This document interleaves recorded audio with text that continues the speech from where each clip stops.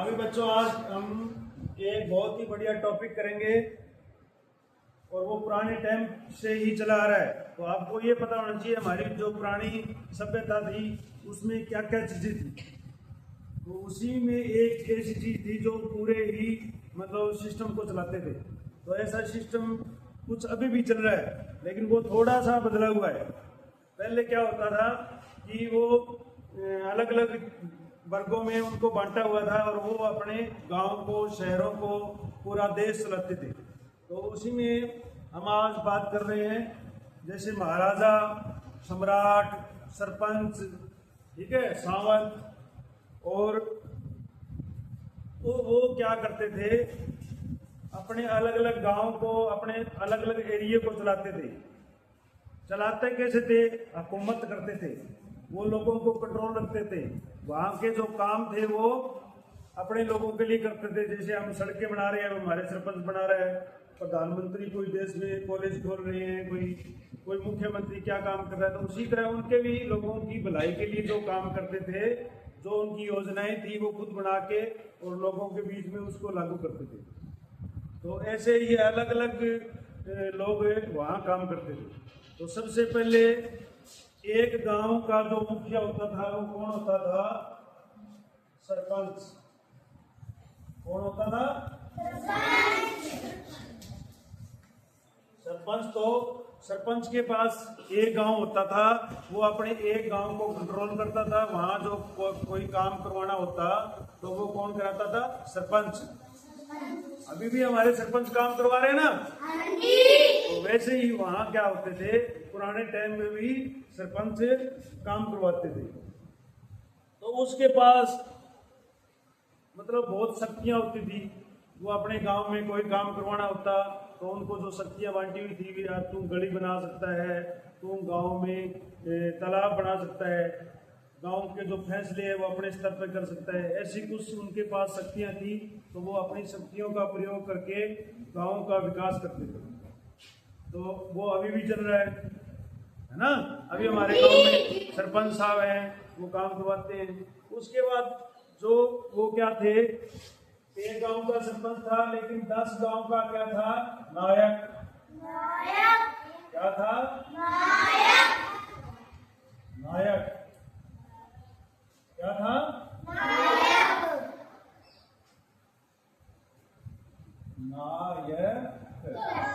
नायक। तो 10 गांव पे नायक था। वो भी सरपंच की तरह 10 गांव संभालता था। तो 10 गांव के इकट्ठे जो है उनका एक नायक होता था।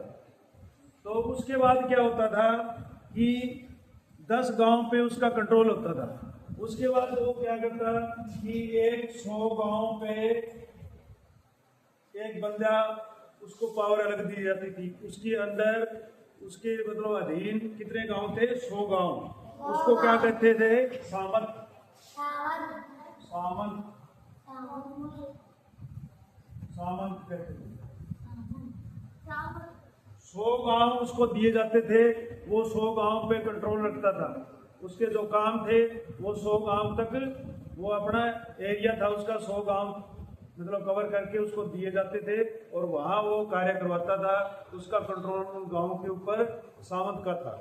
तो उसके बाद 100 के बाद 1000 गांव, मतलब 1000 गांव पे क्या होता था? राजा। क्या होता था? राजा। तो एक गांव पे सरपंच हो गया, 10 गांव पे नायक हो गया और 100 गांव पे सामंत हो गया और 1000 गांव पे क्या होगा? राजा। उसके बाद क्या होता था? 10,000 गांव पे क्या था? महाराजा। क्या था? महाराजा। 10,000 गांव पे महाराजा होता था। वो अपने जो गांव थे उनको, उन पे राज्य उसका था, राज उसका था, उसका कंट्रोल उस पे था। तो कितने गांव पे था? 1000 गांव पे राजा का था और 10,000 गांव पे महाराजा का था। तो 10,000 गांव के बाद 1 लाख पे क्या बनाते थे? 1 लाख अगर गांव हो गया, 1 लाख गांव पे किसका राज था?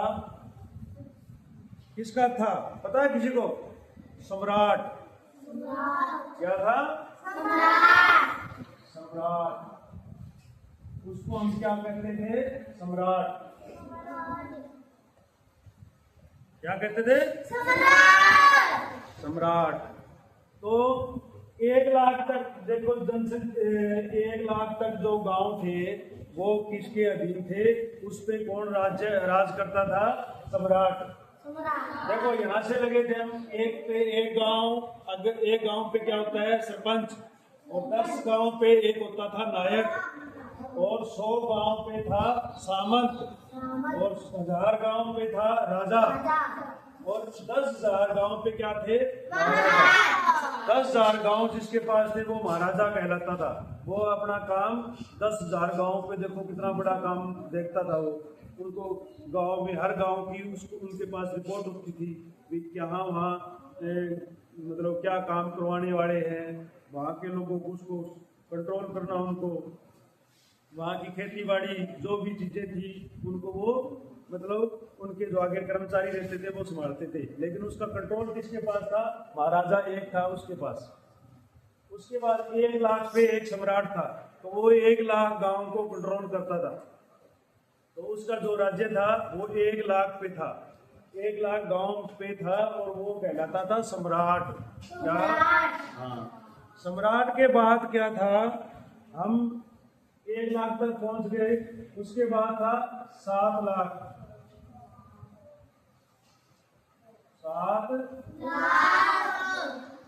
7 लाख या उससे अधिक,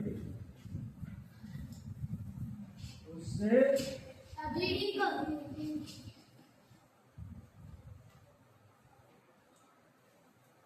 तो उसको हम क्या कहते थे? तो देखो 1 लाख पे सम्राट हो गया, और 7 लाख या उससे ज्यादा, मतलब 7 लाख से स्टार्ट हो जाते थे जो गांव। 7 लाख से स्टार्ट होते थे, उससे ज्यादा भी हो सकते थे, 8 लाख हो सकते हैं, 9 लाख हो सकते हैं, ठीक है ना? तो वो हमने लिख दिया कि 7 लाख या उससे अधिक पे क्या था? चक्रवर्ती।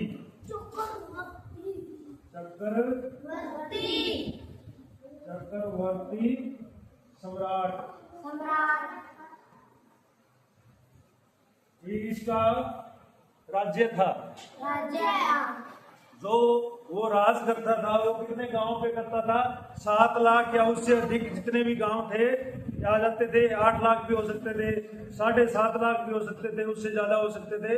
तो उस पे जो एक बंदा बैठता था उन गांव को कंट्रोल करने के लिए, उन पे राज्य करने के लिए, उनके अधीन कितने थे? 7 लाख या उससे अधिक। उसको क्या कहते थे? वो चक्रवर्ती सम्राट। अब हमारे पास देखो कितने 1 2 3 4 5 और 6 लोग हैं वो पूरे देश में कंट्रोल करते थे, ठीक है ना?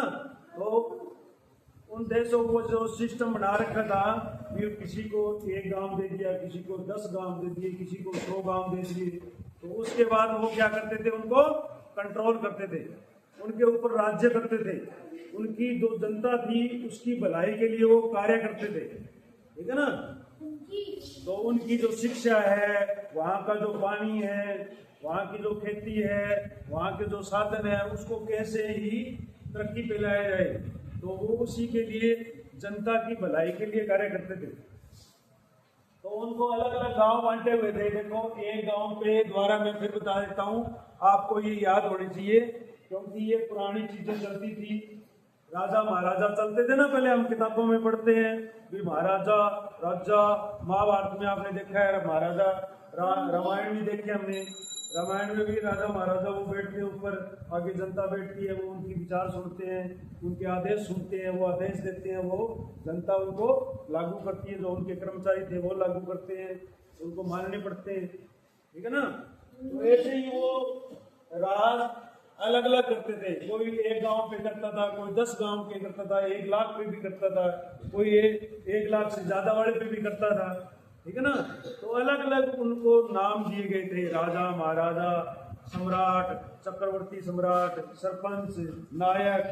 तो ये नाम थे उनके, उस नाम से उनको पुकारते थे और उनकी निशानी थी ये कौन है और इनके पास कितने गांव हैं। तो इसी तरह उनकी निशानी थी, उनका नाम होता है। जैसे अब हमारे में क्या है, सरपंच, मुख्यमंत्री, मंत्री, प्रधानमंत्री, राष्ट्रपति। अब हमारे देश में ये सिस्टम लागू हो गया है ना।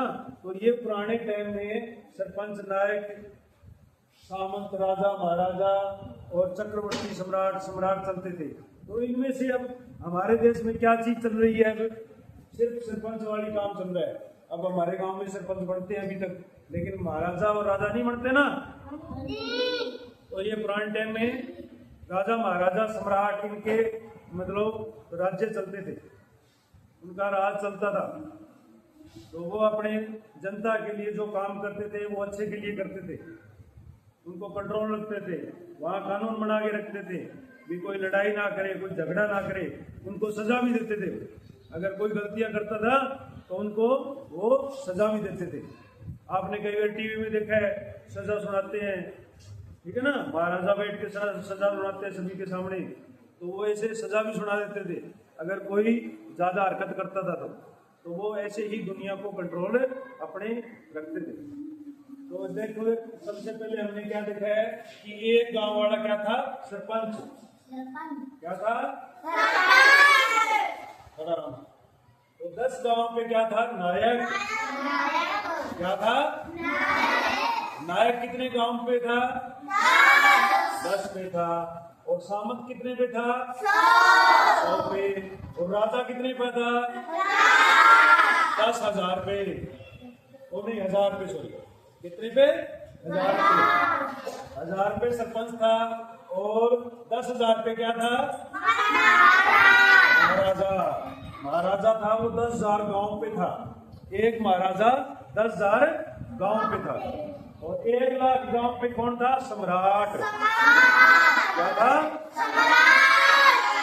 और उससे ज्यादा बढ़ गए तो क्या बन गया वो, चक्रवर्ती सम्राट। वो 7 लाख पे था। 7 लाख या उससे अधिक गांव उसके पास थे तो वो चक्रवर्ती सम्राट था।